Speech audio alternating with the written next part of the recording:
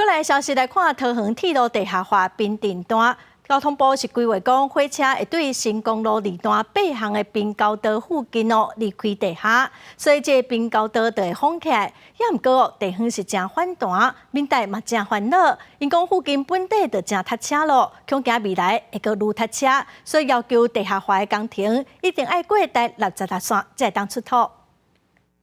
滨高道来往往车通过桃园铁路地下化平镇南边火车目前引导位置，计划永久封新公路2段8项的滨高道，引起在地居民不满，烦恼出入爱西路。原本是10分钟的路程，爱加做30分钟，到1点钟才能到位。一定大塞车啊！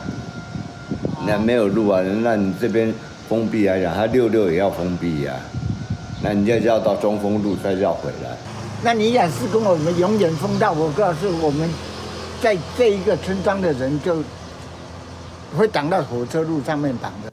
交通部铁道局原本评估，利用原来新公路2段8项改道第66桥卡停公路廊，甲利用原来新公路2段9项到地下化崩坑顶悬，新扩道路改道。不过，机关烦恼影响周边10多公里的通行，造成附近原本较塞车的路段更较塞车。上下班时间，这边常常会是一个替代通道，很多车，对不对，对？很多车子相当多，常常塞车。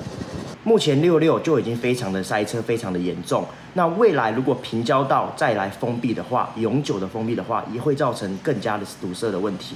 有民在要求代替地下化平镇南溪出土一定要过第66，南线到埔心路桥150公尺所在。市负责运桥工程局表示，这案件计划经费甲时间宽设在中央，不过新公路滨高道永久封起来，影响当地交通。市府会尊重地方民意，配合铁道局研究解决方案，协助推动出口南线。记者综合报道。